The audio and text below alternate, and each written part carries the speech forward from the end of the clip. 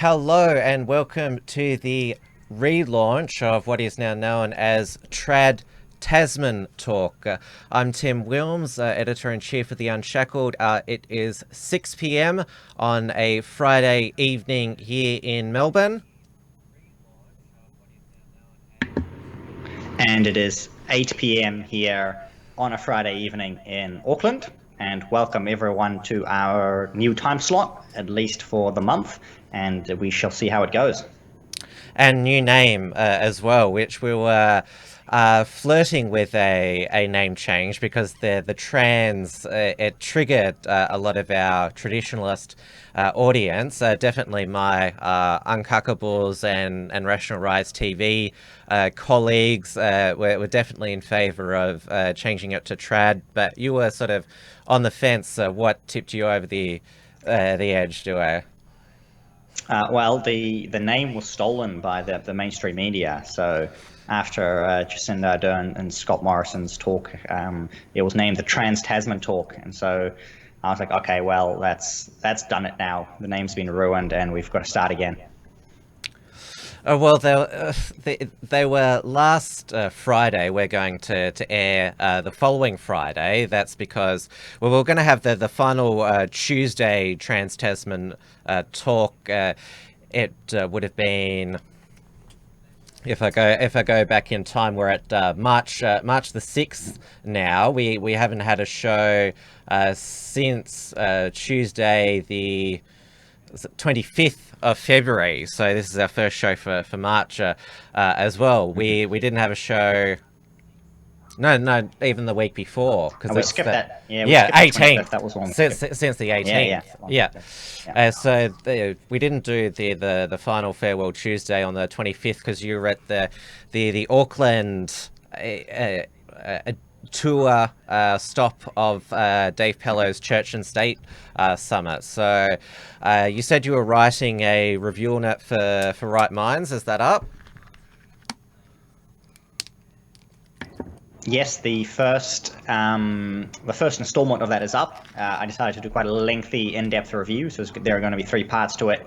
The second part was supposed to be up this week, but haven't got around to finishing it yet. I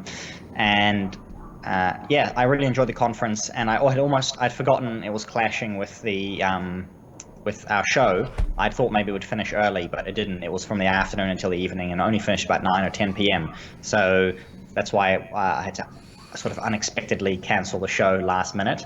But I had a good time. It was really nice to meet Dave Pello for the first time ever, even though we'd been in touch with each other since 2017. They had some good speakers, good local speakers, and the keynote speaker from America, Dr. Michael Brown, wasn't able to be there due to a visa issue, which was Dave's fault.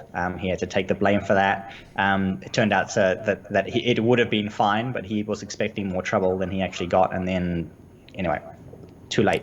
So they did teleconference him in, though. He recorded a video and they played that, and actually worked really well for a conference, I thought. So I know that Dave Pello on his Facebook page and Instagram, a lot of the alt-right white nationalists, anti-Zionists weren't too happy with Dr. Michael Brown being the keynote speaker, given that he is a Christian Zionist, and on the way dropping Dr. Michael Brown off at the airport, Dave Pello posted this on his Instagram, where he said, "Yes, the rumors are true. I'm a Mossad agent."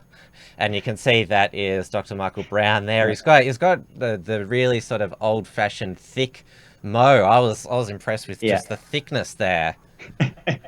He's got a very good mustache. I very much enjoyed that. I saw some comments around that. Actually, Dr. Michael Brown is a messianic Christian. I believe he's Jewish. He was a former Jewish atheist punk rocker turned Christian. Yes, so I suppose and I mentioned this a little bit in my review in terms of sort of the end times views amongst Christians around. I didn't mean Israel was not relevant in the context of the conference, but it factors into that where there's a bit of that dispute as to whether there is a place for the nation of Israel in end times prophecy, and that's sort of where you get the Christian Zionists from. And there's a little bit of a dispute that goes on there, but I think at least everyone agrees in the secular nationalist sense of Zionism as the Jewish right to a Jewish state and a Jewish homeland. That hopefully they also agree other people have as well. That should be rather undisputed. But I think there's a little bit of a difference in the way that people view prophecies, and Dr. Michael Brown and Dave Pellow, I believe, are both on that what we call dispensational premillennialist side, where they believe there will be sort of a renewing of the covenant with Israel, as opposed to everyone else who believes that God has finished dealing with Israel. You're a Zionist in the sense that you support the state of Israel, and yeah, definitely. Yeah. But you're not a Christian Zionist. I'm a little bit on the fence there. That's why I wouldn't normally refer to myself as a Zionist in the religious sense, especially because in the Jewish sense, Zionism is something to do with Judaism, right? The restoration of Judaism as a religion in Israel, which is what's happening. But that's not something that necessarily I support. The view that I support of the sort of Christian restoration view, which is that the Jews will convert to Christianity. That's sort of the view, but that's not happening. So that's why there's that tension there. And Dave Pellow wearing a Mossad shirt. Obviously, he was doing it Yes. as a troll, but it can easily be taken out of context. And we all know that Tommy Robinson, him wearing the Mossad shirt, that's been shared around all of the alt-right forums, social networks. I'm sure they had fun with that. I got to get myself a Mossad shirt as well to wear on the show now. You didn't get one from the Church and State Summit? No, I'll tell Dave he's got to just hand out complimentary Mossad shirts in the future. Yeah, he might have a stash there. Yeah, that's right. They probably send him a box every year. And we couldn't launch on Friday's Trad Tasman talk last Friday because you were hosting a new Conservative Party meeting. That's right. We did have a meeting in South. It was actually the first new Conservative meeting in South Auckland ever that I organised. We had a pretty good turnout, about 60 or so people on a Friday night as well. So I was pretty happy with that. And things are going well there. On the whole, I like what New Conservative are doing. They like what I'm doing, and so we get along pretty well on most issues. And New Zealand has still got active minor parties, both in the you would say modern conservative and libertarian areas. Obviously, Cory Bernardi in Australia deregistered his Australian Conservatives Party, so there is a huge vacuum now. And the Liberal Democrats, our Libertarian Party, is still around, but they've probably lost they have lost their most prominent voice in David Linehelm in the federal parliament. They've got two Victorian state MLCs and WA MLC as well. Aaron Stonehouse, the WA one, he does a good job of getting national media, but the ACT Party, David Seymour, he's in the national parliament. I found it really bizarre that he threatened to de-accredit the Young Act because they were going to have drug paraphernalia at a university O-Week store, which isn't that the libertarian position, drug legalization? Yeah. Firstly, you have sort of the media trying to create a story where I think there probably wasn't really one per se. What you have in the ACT Party is you have that the youth wing, the young people who are basically green, sort of the almost green party supporters, but they understand economics to a certain degree, and so that's why they're in the ACT Party. And they are obviously very much pro-drug legalization. Then you've got David Seymour, who is libertarian himself, but he relies a lot on more conservative voters. And with the recent issues he's been going in on, especially defending firearms owners, defending freedom of speech. You've got a lot of more conservative people or older people, the older demographic, who are naturally just slightly more conservative. Even the libertarian ones are more conservative, and so he's got to be careful himself that he doesn't talk about legalizing drugs, because then he's back to 0.5% or whatever. That the libertarian constituency in New Zealand is less than 0.5% of the electorate. So that's why he's got to tread carefully there. Port Film Co-op in the Unshackled YouTube chat, he's just informed me that there is a lag, and obviously I can see that you're blurry. That's because I've got it on the wrong internet connection. So, shall I keep talking, or shall we just wait? Yep, it's successfully switched over. So you should clear up now, Due. So yeah, we are, as always, live on. Give a donation. You can also send a donation to me, and even beforehand, and I'll read out your comments on air. That's fine as well. So that's at rightminds.nz/donate, for those of you who don't know. And since we're on the Friday evening slot as well, I was going to say, people probably noticed, but do grab your favorite alcoholic or non-alcoholic beverage, and relax and enjoy the show. Yeah, definitely. I noticed that at the beginning of both our streams it said 0 viewers, but there were people in the chat, but it's corrected itself now. So somebody can no longer, if they wanted to, screenshot it and claim that there was no one watching when there obviously was people in the chat. Because the Unshackled channel is monetized, I don't need to use entropy. You can directly, by in the live chat pressing the dollar button, send a super chat through Google YouTube. I know that Google gets it's a cut, but it's much more convenient. Senator Slayer has sent through 2 Australian dollars and has said Egg Girl Dia is also live. Oh, I shouldn't call her that. I saw it pop up on my notifications. It's just a short video about. We'll get to it in a moment. The Australian toilet paper.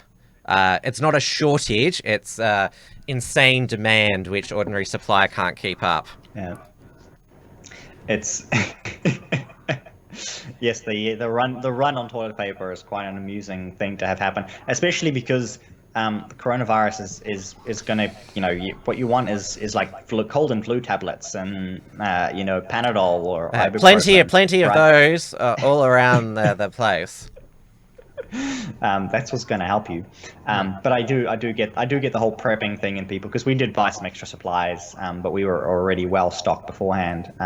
Which I would recommend to everyone if you're watching the show and you haven't yet done some basic prepping. And I don't mean going out and buying random junk you don't need, but you should be prepared for natural disasters, for any kind of issue that could happen. You should have at least a couple of weeks worth of food and water on hand, and same thing with toilet paper, and then you don't have to worry about exposing yourself to the latest pandemic when you're going out to the store when everyone else is trying to get their toilet paper. Dia has just gone live with another short video titled "Dog Peed on My Clothes," which I hope that she got enough. Because there's 3 types, well actually 4 types of paper products you can buy. There's toilet paper, which there's none of in most stores nationwide.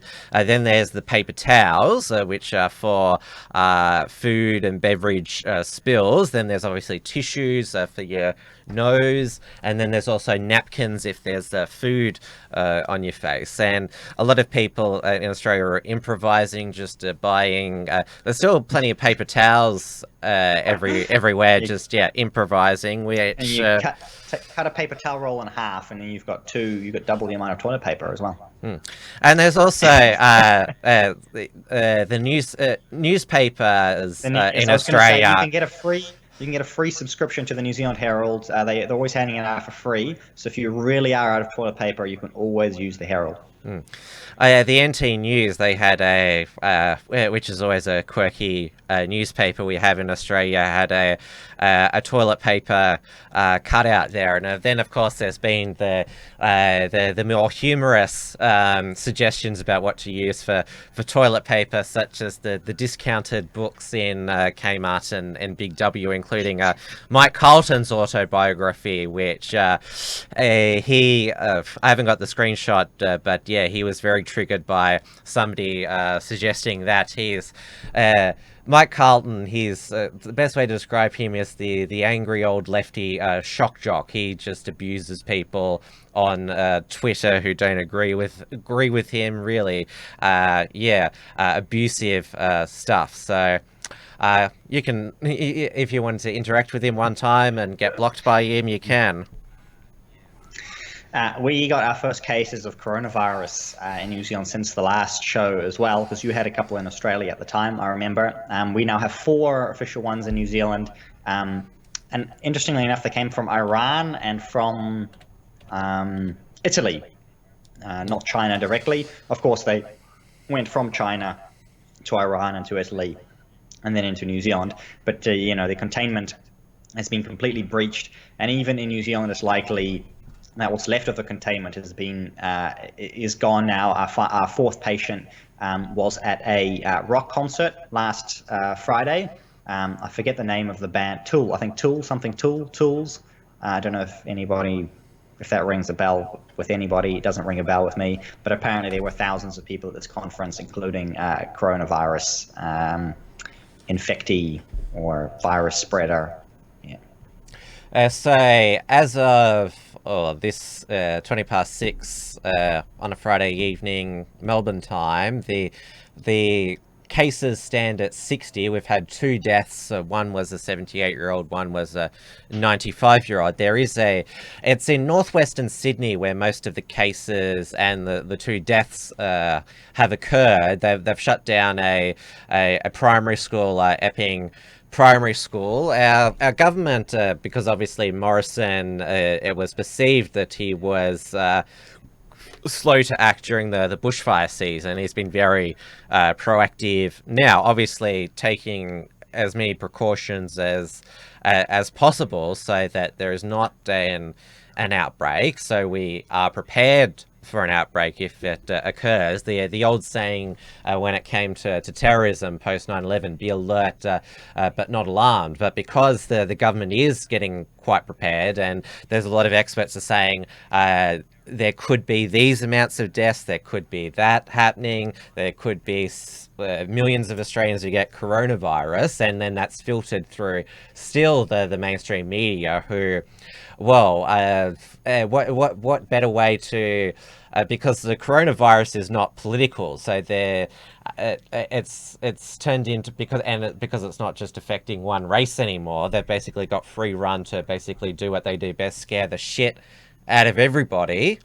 And so that's what they've been doing, sensationalizing what experts have said, and it's morphed into this toilet paper panic where I've covered it. There was a customer pulled a knife on another customer in a Parramatta shopping centre, and yesterday in a Big W in Tamworth, a man assaulted a female employee and customer, and when police tried to arrest him, he resisted, tried to grab the officer's gun, put him in a headlock, and they tasered him.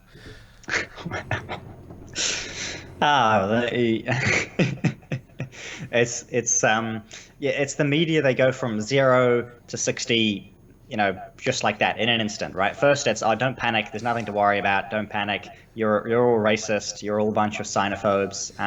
Go and we talked about getting Chinese takeaway last time. I did get some Chinese takeaways last week. It was very good, actually. And now all of the xenophobia is over and everyone needs to panic, and we're all going to die of coronavirus. And that's, and then the media gets their stories because they want the fist fight, they want they got more than they bargained for here with the knives and the tasers, but then they've got more stories, and on it goes, right? So that's the point. When there's nothing to worry about, they get all their stories about racism. When now there is something to worry about, then they get all their stories about people fighting each other in the supermarkets. And so for them, it's a win-win. because people will, buy into the panic, and they control the cycle. They control the cycle. They try and control the information. They try and control people's behavior via how they spread the information or the And now that disinformation. and now they're developing the media maps, because all their reporters are doing crosses from supermarkets all across. It's mainly Sydney, because the media is Sydney centric. And it was at the Kyle and Jackie O show. They released a graph of toilet paper availability, where red is all out and green is. So they've actually compiled that statistical information. Yeah, but that's the thing. It's where all the money is, and the clicks and the advertising, and they're trying to stay alive. Which I might as well skip ahead in my notes here, because if I can, give me a second. Yeah, we had an advertising loss posted by the New Zealand Herald. They switched over to this payment model, subscription model, where you can pay for their premium content. Being usually, just when you click through to an article and you see it's premium, you're like, oh, I'm glad I didn't have to read that, and you can change that. Sorry, Tim. Someone's just figured out the spelling mistake in the banner here. Amy did send you a corrected version. Oh, which now is everyone the? will notice. Did I know? Shackled is spelled wrong. Yeah, Oh, it's okay. okay. You'll get. I'll get the updated one.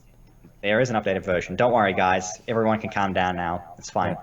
Because we changed the name of the show because well, there was two reasons people were being. I'll just delete the other one when I've. Yep. Yeah, it's fine. And you can switch it. It'll be fine, guys. Don't worry. It'll be fine next time. I'll carry on with this. And Tim does have the right version. He'll swap it over. And obviously, the New Zealand Herald and Stuff are both worried about losing money, and so they've got this merger between NZME and Fairfax to try and basically stem the bleeding of what the profession formerly known as journalism. Because people realize they can go around them, right? People don't need the media gatekeepers anymore, and they can, people get their information somewhere else. People use ad blockers. They go to YouTube, and the reputations of journalists are, lower than that of politicians, and so all they can do is try to keep up with the sensationalization and generating the hype to get more clicks, and that's basically it. And we had in Australia this week, the Australian Associated Press announced that it was closing.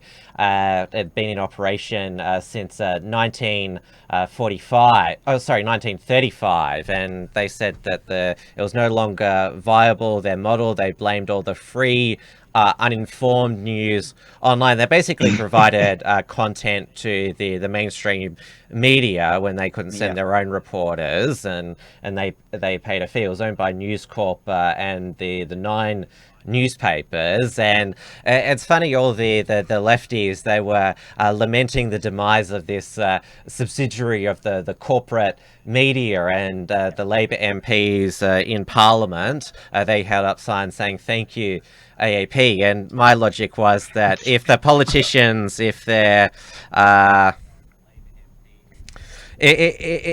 lamenting the demise of a media outlet, then obviously they didn't think that they were being scrutinized very well.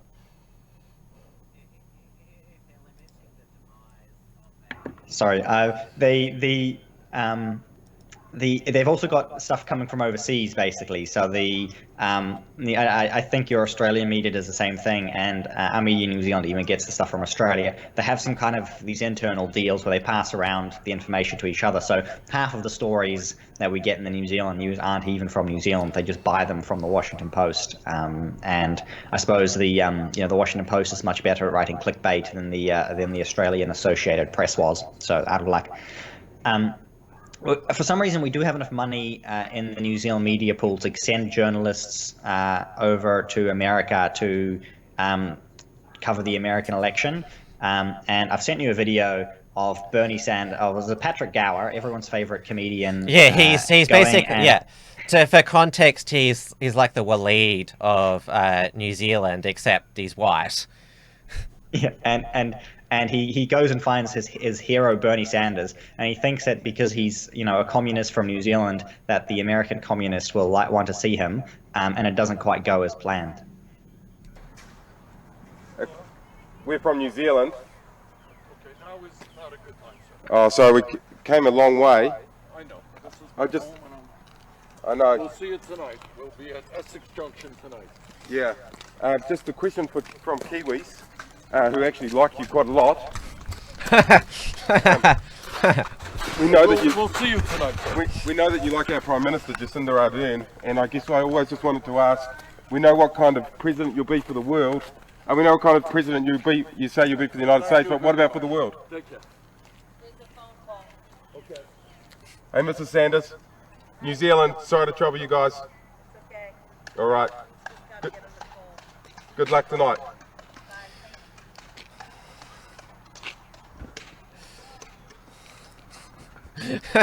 Ah. Okay, let's go. Now that is not journalism, that's being a creepy fanboy. Yeah. And Anyway, that's in this Vermont. is almost as good as the last time where you went to Colorado to smoke weed and ended up putting on drag. You might remember that. Oh, is that what it does to people? Yes, it does. That's where the whole trans issue came from. That's why we had to drop the trans as well. Is the too much weed smoking going on and people swapping genders because of it. So that's at Bernie Sanders' private residence in Vermont. And is this recent? Yeah. That was just yesterday, the day before. It was this week. And that's, but yeah, you said it's private residence in Vermont, not his beach house or his house in Washington. But and you could see that the millionaire socialist had 2 cars, 2 SUVs outside his house. Oh, as well, well. it's one for him, one for his wife. Yeah. Oh, yeah. But where was the Secret Service protection? He's a presidential candidate, and he just looks like some random old dude just walking in the morning, and he's got some creepy stalker with a microphone. Who knows what, it could be a machine gun underneath the microphone foam. It's clearly nobody. Nobody is a threat to Bernie Sanders. So that's it goes. The left is so tolerant that you see all the right-wing politicians have Secret Service protection. But I'm not sure why, for some reason, Bernie Sanders doesn't qualify.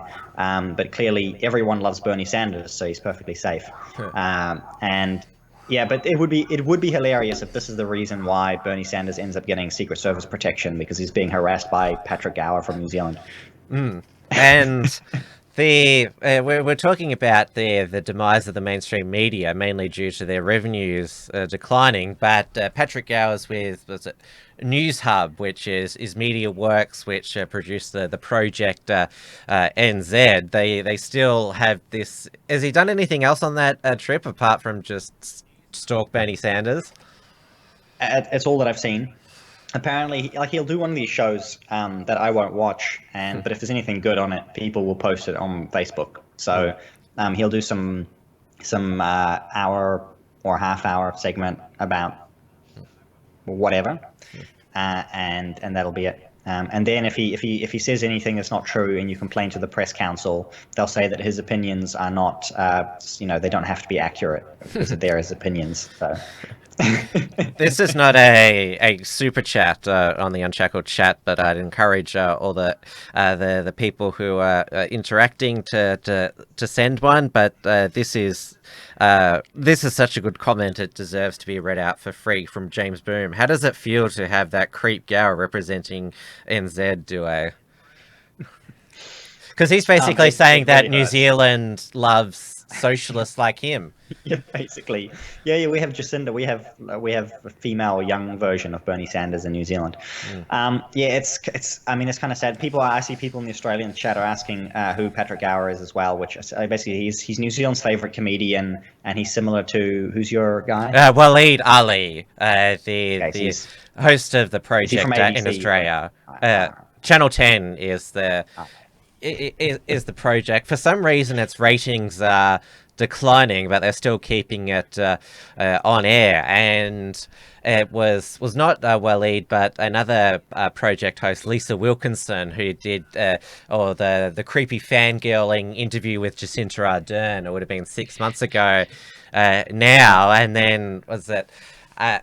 She's married to Lisa Wilkinson, Peter Fitzsimons, who's the president of the Australian Republican movement. He's commonly known as a bandana man, and he constantly gets all his predictions wrong. And he called his wife during the interview and is like, "I'll put you on to Jacinta," and it was like just cringe, typical mainstream media fawning, except on a married leftist power couple level. That's the reason why Australia will never become a republic, because Bandana Man is their leader. Yeah. Oh, that's good. I don't think nobody. New Zealand doesn't want to become a third world banana republic either. So I think Australia just stay away from that. Don't do it. So yeah, the final wrap up on this is the best part about having Paddy representing New Zealand is that it's hilarious. Right, from the Lauren Southern and Stefan Molyneux interview all the way through to this most recent one, like it's hilarious every single time. So there is a good comedic element to it, and I do enjoy. Like, it is enjoyable just for the cringe, really.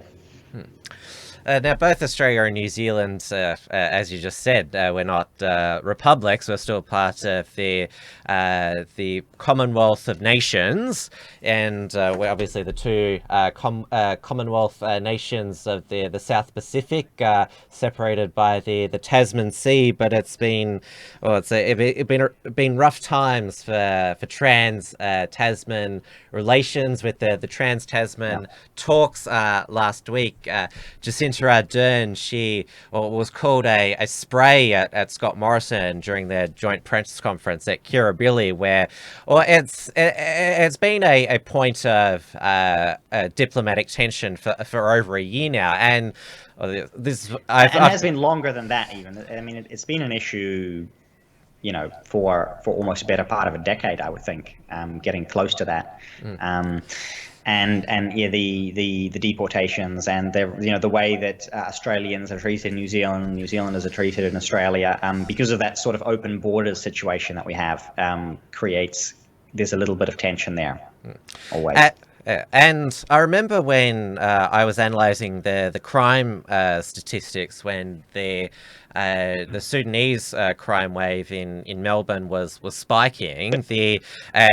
Our Victorian Crime Statistics Agency releases it by country of origin, and guess which country of origin is second on that list? It is New Zealand. And so obviously the foreign-born criminals who we're deporting after they finish their sentences are, of course, most of them come from New Zealand. And as is common because Australia and New Zealand, you don't need a visa to travel in between the nations, there's a lot of New Zealanders, New Zealand families who settle in Australia. They become permanent residents, but not Australian citizens. And so, Peter Dutton, he's he's been the immigration and now home affairs minister that's hit that deport button as much as he can, which as an Australian nationalist, if we can get rid of our criminals, if they're not Australians, then we should. But of course, New Zealand, if this is what Jacinta Ardern said. They're not Kiwis. They've lived maybe 1 or 2 years of their lives in New Zealand. So why should they be our problem? But of course, Australia is on firm legal grounds to do this because they are not Australian citizens, technically New Zealand citizens. And if you're a dumb criminal, you're not going to be smart enough to take out Australian citizenship before you commit your mass crimes. Well, exactly. That's a problem that we have, I believe, with the sort of relationship there, where if we wanted to fix that up, we would probably need something along the lines of having a deal where we basically automatically revoke citizenship of New Zealanders who are over there, and they automatically get Australian citizenship, something along those lines. It's the issue here is that New Zealand is not willing, and when I say New Zealand is not willing, New Zealand would be willing, but Jacinda Ardern is not willing to do this. Her government is not willing to do this, and probably the national government isn't either, to say, okay, well, we're going to be deporting Australian criminals, we're going to be deporting criminals from other countries, we can do the same thing. And if Australia complains, well, hey, then we can negotiate on a level playing field. We can say, okay, fine, we'll stop deporting our criminals if you stop deporting yours, or whatever, or maybe only on a certain basis. There would be leverage and negotiation to be had, but there isn't. At the moment, it's just like, okay, well, we're not going to do anything. We're not going to do anything back to you. We're just going to, Jacinda's just going to stand there on a podium in Sydney during a Trans-Tasman talk and say, oh, this is so mean. Stop being mean to us. And that's it, right? Yeah. And she has been praised a little bit. Mike Hosking, who's known as being kind of like the most right-wing pundit in New Zealand, he did praise her by saying, she was sort of decisive and she's willing to criticize them. So she did get some brownie points at home here for doing that. Beyond people saying, oh, well, at least she was assertive, I don't really think people agree with her that much, because it is a case of, we can see, well, Australia does have every right to do that. We would have every right to do the same. There's nothing that can be done about it from a legal perspective, unless we close the borders a little bit more. Yeah, our Australian media, apart from the Ardern faunas online and in the commentariat, but the Sky News After Dark shows, they gave Jacinda Ardern a decent rebuke, accused her of political grandstanding, because obviously you have the election in September, and Peter Dutton, our Home Affairs Minister, also said the same thing. He said it was disappointing. And then your Deputy Prime Minister, leader of New Zealand First, Winston Peters, he upped it up, saying that about Dutton, well, I could say the same thing about political grandstanding. He's deporting all these foreign criminals to New Zealand because he wants to show that the coalition's tough on national security, and of course he used that as a platform to launch his prime ministerial challenge against Malcolm Turnbull. And then he went even further, Winston Peters, and said that the worst criminal that we've ever had in New Zealand was an Australian, Brenton Tarrant, the Christchurch massacre shooter, and said, oh, we haven't lambasted Australia over that. So got out the Tarrant card. So really upped it up. And Winston Peters, he also sort of played the sort of, I've been around in politics for much longer than years, ScoMo 70 years. Omo and Dutton. Don't talk to me about this sort of stuff. Yeah, and Winston Peters loves his bluster, but he's not willing to do anything on this. And okay, well, you want to play the Brenton Tarrant card, then deport him, right? Somebody promised to deport him, and see what Australia does, right? Maybe then you have some leverage to say, well, hey, look, I should probably say like alleged, at this, we still have to say alleged whatever, because we have this court case that's happening apparently in a few months. But legal disclaimers aside here, we say we're just okay, we're going to deport him. And if Australia says, oh, well, hey, hang on a minute, well, then we have somewhere that we can negotiate, right? But unless someone's willing to do that, then there's no negotiation, there's no leverage, nothing's going to happen. That would be the ultimate nuclear option by the New Zealand government if they wanted some sort of... well, they should use it, absolutely. Well, yeah, because of course Peter Dutton doesn't want Brenton Tarrant roaming the streets of Australia. I mean, right. Yeah, he wouldn't be allowed to he'd be arrested. He'd be locked up in Australia, basically. But then you can pay for him. He's yours. You can pay for him. But well, because this is why we do this show, because Australia and New Zealand politics is becoming more intertwined, and so the response, the Australian commentariat response to Winston Peters getting involved in what about your New Zealand First Foundation and the investigation of the Serious Fraud Squad, which they're all under investigation now. You told me. It's hard to keep up.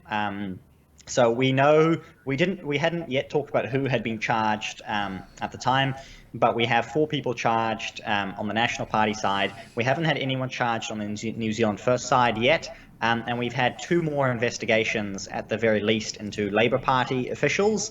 So I'll take them one at a time here. One of the MPs charged was Jamie Lee Ross, who was actually the whistleblower on the National Party case, and a former National Party MP. He has also recently talked in Parliament about another $150,000 donation that he says was made by the Chinese Communist government. Actually, the government laundered this money through to the National Party in New Zealand. That's his claim that he made in Parliament under parliamentary privilege. So we'll see how that comes through. I mean, he essentially could lie and not face any repercussions legally. So. But he did make that claim in Parliament, so it's worth mentioning. They've got two $200,000 donations under scrutiny in the National Party that came from these Chinese businessmen that are connected to the Communist Party. You have New Zealand First Foundation still under investigation. No real news on that other than that there is a very serious investigation underway and that likely they have broken some kind of law. We just need to find out which one. And then the 2 Labour Party mayors, which maybe Jacinda Ardern will disavow, like she disavowed her Wellington candidate who lost the election. The Auckland mayor and I want to check the Christchurch mayor are both under investigation for electoral fraud as well. So election expenses in terms of how donations were declared to their campaigns. And we know that several of them also received donations from the same Chinese businessmen who were donating money to the National Party, or if not the businessmen themselves, from their relatives or whatever, which is suspicious in and of itself. So that's the least corrupt country on earth. We are officially the least corrupt country on earth, according to the official statistics from either the UN or one of these other organizations that monitors corruption worldwide. So that's life in the least corrupt country on earth, with at least 4 different investigations currently ongoing into electoral fraud. I'll be interested in the next rankings then. Yeah, exactly. You got to pay for the rankings. That's how fraud rankings work. The more you pay, the less fraudulent you are.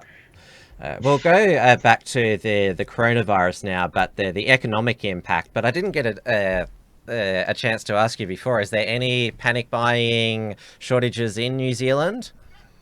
So we had some pictures of Pack and Saves that were empty specifically, which is sort of like the more discount store. I went to checked in at the local Countdown like the day after, which is the same as was a Woolworths owned by Woolworths. Yes, that's got the same Wapple logo. And that was fine. There were a couple of people buying some survival goods, and a couple of people buying some canned goods and some toilet paper and stuff, and the same that I was just topping up supplies a little bit. But very few people were there. This was like it was early in the morning as well, which helped. But beyond that, I didn't see anything that looked like panic buying, except for in photos, probably out west and east and north more so, especially among the sort of areas where you have concentrations of ethnicities where the virus is a lot more prominent. So especially among Japanese and Korean and Chinese and Iranian groups, where you have more concentrations of those people around the city. I think you had a lot more panic buying going on there, simply because they knew it was far more likely that somebody would come from one of those countries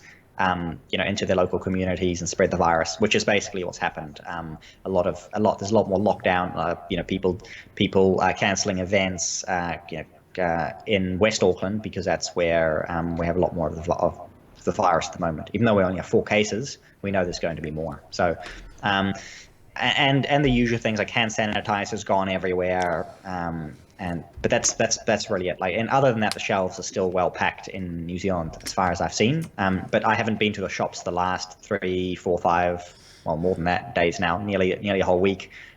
So it'll be interesting to check it out in the next couple of days. I'll have a little look for you. We had the Australian annual or quarterly growth figures released by the Treasurer Josh Frydenberg, where the economy increased by 0.5% for the quarter to December, but that doesn't account for the worst of the bushfires and the coronavirus. And there's a real worry that we will enter into recession because of the coronavirus. There's the travel ban that's been extended not just from China but to South Korea now, and there's been talk of the government introducing a fiscal stimulus, but the sort of with all of this panic buying, it is a stimulus in itself, because we have all of the toilet paper factories now going 24 hours a day. They've had an 1,000% increase, and extra staff, hiring extra staff to make more toilet paper. Yeah.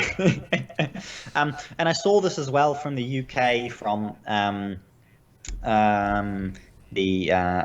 Jacob Rees-Mogg in the UK. I was listening to an interview with him, and he mentioned about how there's not this. He reckons there's not likely to be too much of an economic downturn because the supply chains are redirected. So if, for instance, the production of iPhones are held up because China is running low on production, people will still buy other things. For instance, buying more toilet paper, as we've mentioned. So likely people are still spending the money. But there is a lot of talk in New Zealand as well about lowering the interest rates. We've got a review coming up this month. Yeah, ours went down again to 0.5% this week, our Reserve Bank MAD. So that's a shift. There's speculation ours is going to drop to match, perhaps. So we're at 1.0. We'll be dropping probably to 0.75 or 0.5 is what some people are advocating for. So that's certainly possible. But it only stimulates the economy in terms of making people borrow more money, right? That's the idea. So basically, businesses are in trouble. Make them take out more loans, and that will stimulate the economy. And I wonder if print more money and then stimulate the economy. Yeah, I should. I don't read Paul Krugman's column myself. I listen to Tom Woods and Bob Murphy's Contra Krugman podcast, where they analyze the columns for us. I wonder if he's going to talk about how the coronavirus, it can be an economic stimulus, because he said stuff that war and disaster can generate economic activity. So, Paul Krugman, this is your moment. You've got your New York Times column. Yeah, I'm sure he's either already done it or will be doing it soon. I did see some speculation around that on the Marginal Revolution blog. So there's definitely going to be a lot of talk about that, and we'll have to just wait and see, really. But the best thing to do would be some kind of tax cuts. Basically, if people are struggling, is make them pay less tax, and then they'll be doing better. But no, you're not going to get that from our Labor government, and I suspect you might not even get it from your Liberal government either. The reason why that toilet paper production has been able to be ramped up so much is because it's made in Australia, and so there's obviously the coronavirus is affecting global trade, and so there's been a lot of talk that will the coronavirus see the end to globalization, outsourcing, and that localism will return, producing things locally to basically, because I had Martin North, an Australian economist, on my show Wednesday. He talked about how we only have 30 days supply of petrol in Australia, because it all comes from overseas. And our most influential broadcaster, Alan Jones, he talked about the fact that we basically need to reassert our resource production independence, where the neoliberal consensus has been for 25 years that it doesn't matter if our factories close, we just can get it all overseas, and people will just get other jobs in Australia. Yeah, exactly. And so, it's more efficient. It's more efficient for the economy to make these things elsewhere, which it can be. until you have some kind of disaster, right? So you're reducing resilience, you're being slightly more efficient with your resources with greater risk. And I know that Steve Turley, who I like to watch, he's been saying this as well, that the coronavirus is the seeing a resurgence of nationalism, people reasserting their borders, closing their borders, promoting localism, local production. All of that is definitely happening. Coronavirus is probably overhyped. We're talking about it spreading the hype, but I think in terms of using it and promoting it as a political tool for nationalists, it's useful to highlight the dangers of at least the type of globalization that we've been having, and to say there needs to be more focus on the local, and there needs to be more focus on national resilience, especially because you can't trust the commies in China to lie about something like this and then disrupt local supply chains. So there you go. We've finally there's finally a positive, something positive to come out of the disease. Who knows? Whether that will catch on and hold, who knows? Especially if it's overblown, it can always come back to haunt you later. So you should be careful with these things. And like I said at the beginning of the show, it's always good to be prepared for natural disasters or anything like that. So that is the big lesson to take away. A story that's broken overnight. You know of our most annoying Green Senator, Sarah Hanson Young, who she's constantly caught out with her expenses. She ends up having to repay some, and she obviously she preaches about climate change, reducing carbon footprint, but her travel bills are always up there amongst the highest. We had this announced in New Zealand last night as well. The Greens, the #1 spenders, and the biggest climate change talkers are the #1 travelers. So that's the do as I say, not as I do crowd, who care so much about global warming that they're apparently the biggest causes of it. Well, it's been revealed that Sarah Hanson Young, she wrote a character reference for a man who pleaded guilty to a domestic violence incident. She vouched for the good character of a political lobbyist who pleaded guilty to domestic violence charges on the grounds his wife supported the move. She's come under sustained attack on social media after it emerged. She provided a character reference, and subsequently the man did not have a conviction recorded. During the incident, the political lobbyist, who cannot be named, which there shouldn't be, in my opinion, a suppression order. He flew into rage after he was asked to peel potatoes for Christmas lunch before pushing and slapping his wife, prompting a couple's daughter to call 000. In a statement to New Daily, this is by their political editor Samantha Maiden, she said that she did not condone domestic violence.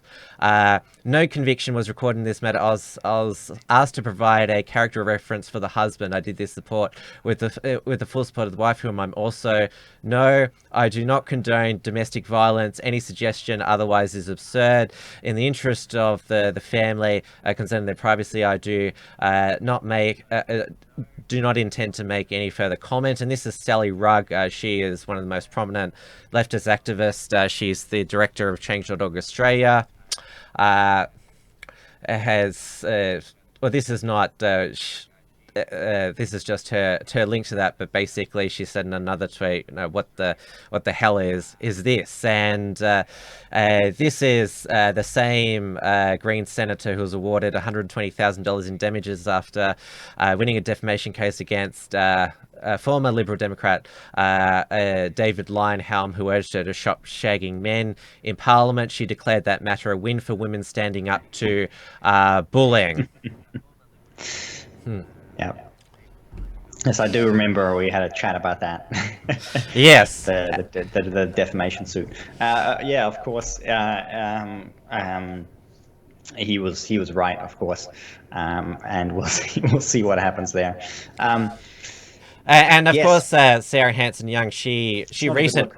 she recently shared, after we had that horrific murder-suicide in Brisbane, that she agreed that domestic violence was never okay, and this is a clear case of hypocrisy, that she believed the man was of good character and that it was not the man that she knew. But if you actually follow domestic violence cases, that's what's always said about the man by people who don't know that this. I'm not saying that that's the case with this unnamed man here, but it's been pointed out the inconsistencies and double standards that she's had. And it's actually to credit to a lot of those on the left side of politics who've called out this hypocrisy from Sarah Hanson-Young,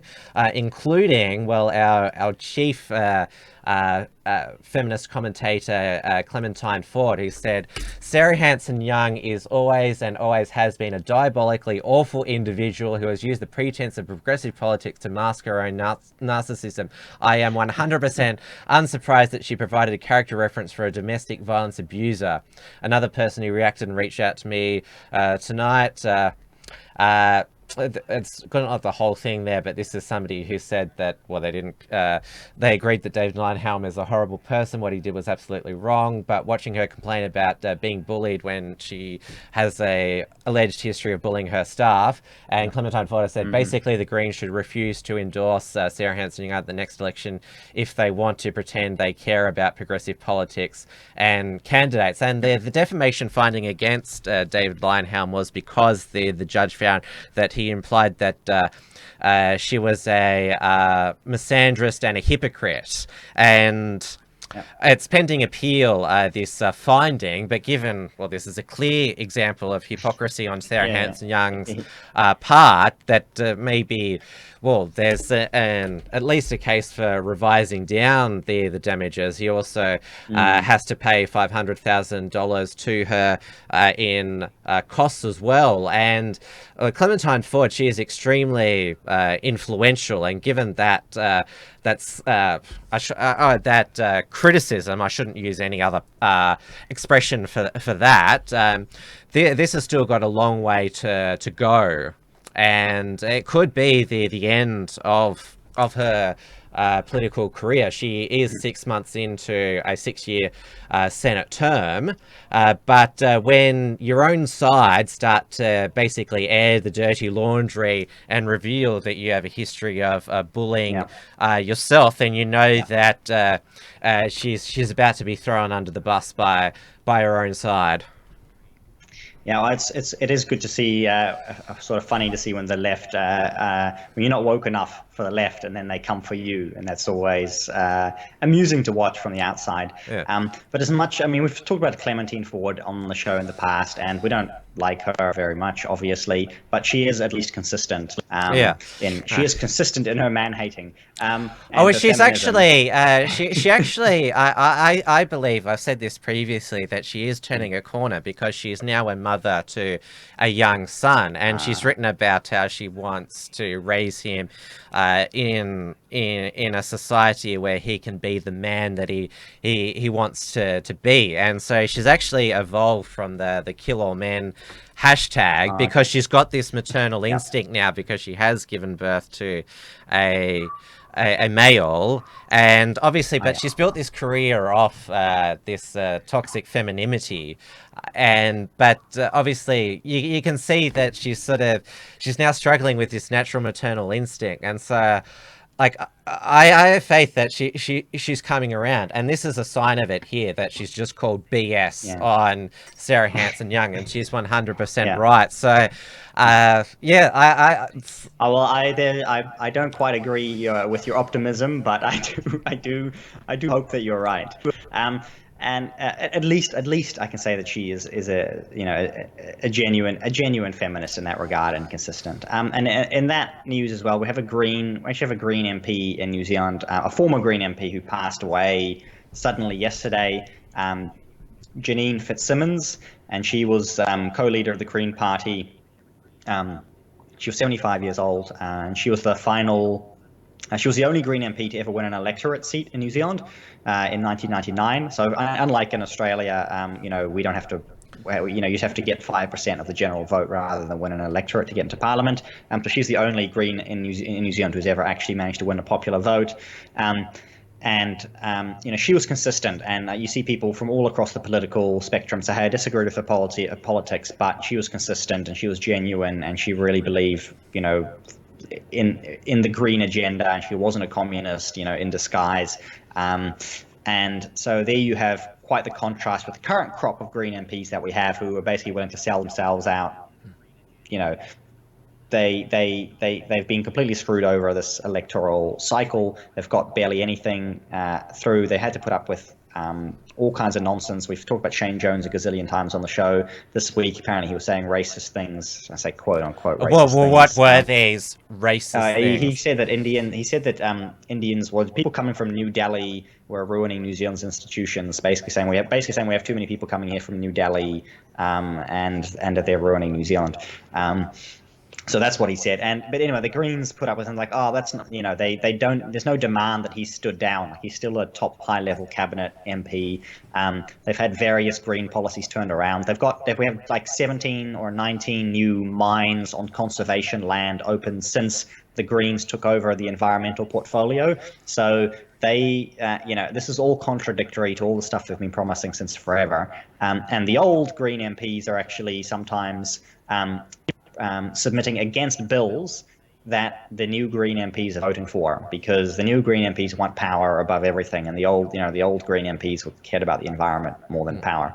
And so there you've got that same situation in Australia, basically, where the ones that are in Parliament are actually very corrupt and inconsistent, or not necessarily corrupt, but you just say power hungry and inconsistent, right? They're just hypocrites, and they're out there.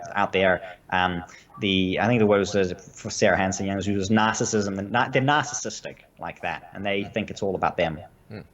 You mentioned that, Shane Jones, this is what is about 50th racism scandal.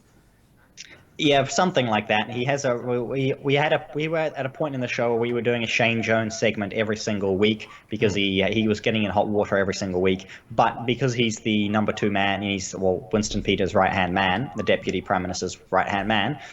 The Prime Minister herself doesn't dare to touch him, and she just says, well, if people don't like what he says, then don't vote for him.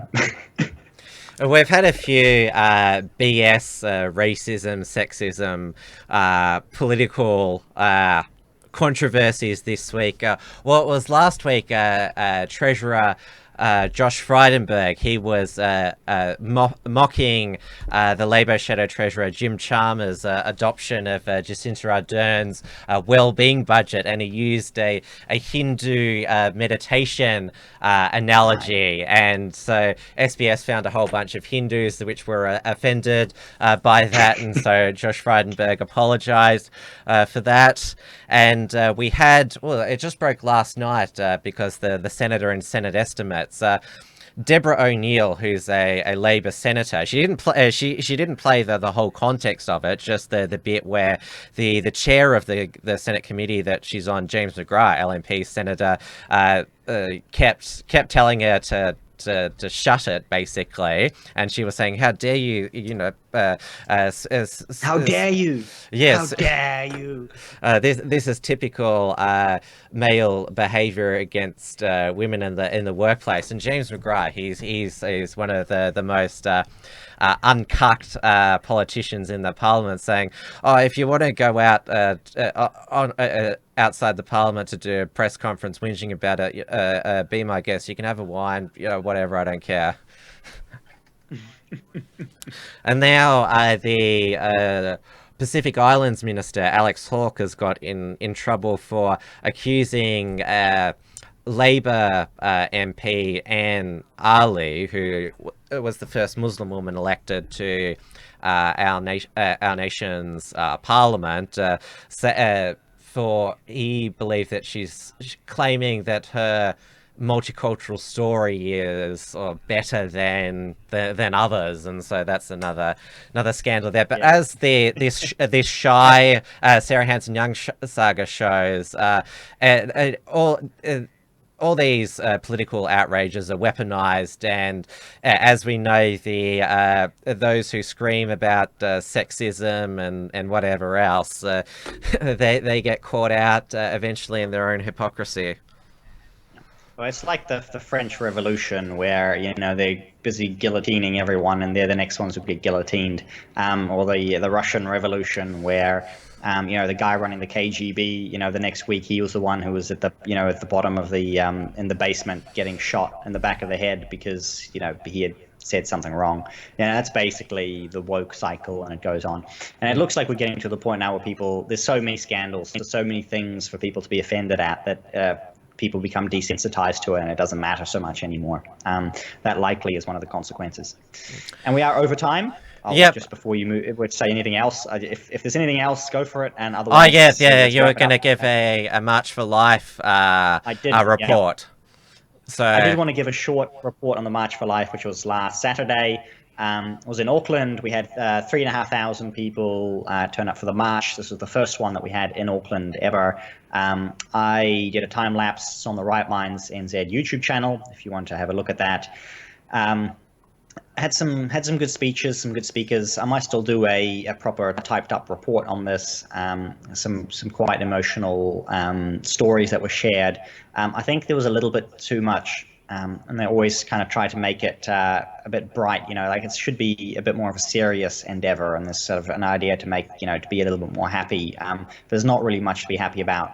We've had nearly 500,000 babies murdered in the womb since abortion became semi-legal in the 70s, and 13,000 every year. 36 every single day. It's a very high number for a small country like New Zealand. And that's something that should be treated far more tragically. And I think that there's often a bit of kid glove stuff that goes on at the March for Life. And there's very little media attention as well, which would always, the media tries to ignore it. But the one thing they didn't ignore actually was a protest outside of Parliament a couple of days later, when the second vote on the abortion legalization bill or decriminalization bill, whatever it's called, was being passed, which did pass easily, 81 votes in favour, 39 against. They had about a dozen protesters who came to protest outside of Parliament, and they were holding signs, pictures of aborted babies, and signs with some strong messaging on how abortion is murder. And that actually got a reaction from the media. They had dozens of articles that were published. Andrew Little, Jacinda Ardern, both were like, oh, this is appalling. This is extremism. This is, they were really offended and really triggered by people calling out abortion for what it is. So I would encourage the pro-lifers and the March for Life to be more bold on that in the future, and actually demand more attention, and actually call abortion out, and actually show it for what it is. And so both of these events were quite good to see this past week. And it's only the beginning. It's only the beginning. Yeah, and the decriminalization bill, that's legalizing abortions up until birth, and unlike euthanasia and marijuana, which there's going to be a referenda on same time as the election. On this, of course. No, yes, which should be an outrage as well, given that the people are allowed to vote on these other controversial issues. And I'm personally not a fan of referenda on these issues, because they shouldn't be, you shouldn't be voting on whether it's okay to kill unborn babies. But anyway, this is the world we live in, and there's a lot of work to be done. But there are people waking up now, and maybe that's the silver lining, if we can call it that, to this bill, because it will pass, and but I think more people will wake up to the truth because of it. So you've got to think, we're looking ahead. There are more opportunities, I believe, to reach people and to wake them up and to show them the horrific reality of what's going on. Yeah, keep up the fight over there, because, well, this is another reason why mainstream media is dying and should die because it is ignoring critical issues And they such as campaign. this. They're not just ignoring it; they're campaigning on the other side. Right? They're Yes. campaigning for their agenda. They're the media party, and they've got their agenda. That's what they're pushing. Well, we only went 10 minutes over time, so we basically caught up on the past 2 weeks, all in the one show on the first trad Tasman talk. We didn't have too many teething problems. While we're on air, I deleted the incorrect ones Good. from so I never get All them fixed up. confused again. Yeah. But Excellent. it's Amy's fault for misspelling in the first place. I'll deflect. Yeah, nice try. You won't get that. She is in the chat. She's in the chat. She's watching you, Tim. She'll have Okay. some stern words to you. Somebody did ask if PewDiePie copied my look. Yes, he did actually. Amy did cut my hair before PewDiePie cut his hair. So it's just the way things are when you're famous. People always copying your stuff.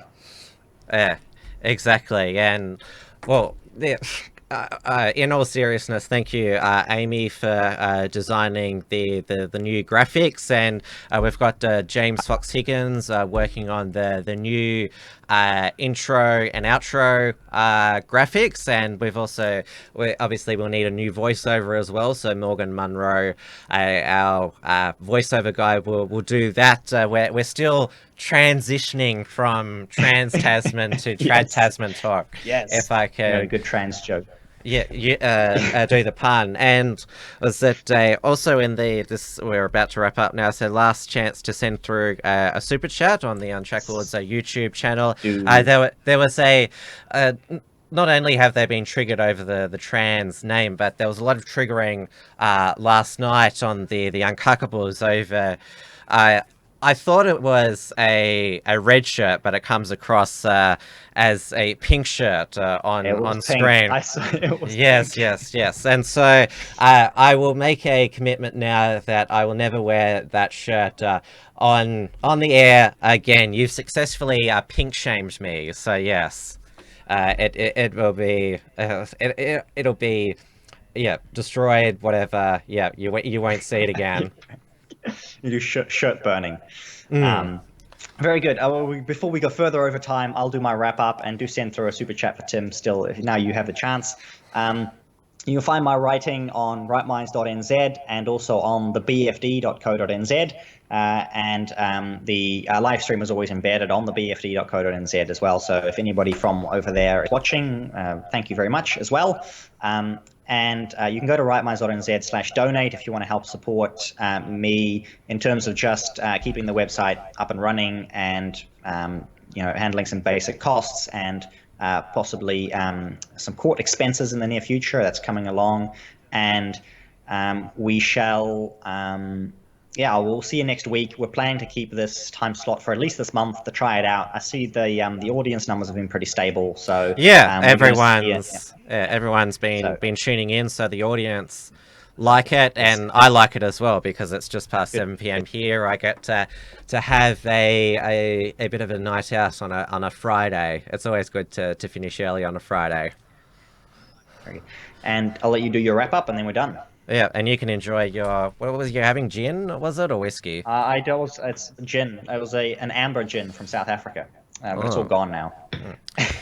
I'll have to get another glass. Of course, you can catch up with all of the Unshackled production show archive and our latest written content on the unshackled.net. Support our productions by taking out a membership at the unshackled.net/membership or donate via the unshackled.net/donate. I'll be back next week with the new Australian alt media primetime lineup. I'm definitely am going to be keeping on 5 nights a week now with the rearrangement, so I'll be back for Wilmsfront 7 p.m. Melbourne time Monday on the Tim Wilms YouTube and D Live channel. You can go to my personal website, timwilms.com, for my social media links and the podcast links as well. And remember, Uncockables twice a week now, Tuesdays and Thursdays. Wilms Friday is twice a week, Mondays and Wednesdays. And of course, we've still got XYZ Live, Maddie Rose Live, D. Beltran Live, Dusty Bogans, random live streams, James Fox Higgins show, and also the Patriarchy Hour, and all of these being uploaded and backed up on rationalrise.tv. They're the free speech self-hosted video website set up by James Fox Higgins. So if we ever get the cord pulled from YouTube, that's where you can find us. All right, thank you everyone, and good night. We will see you next week.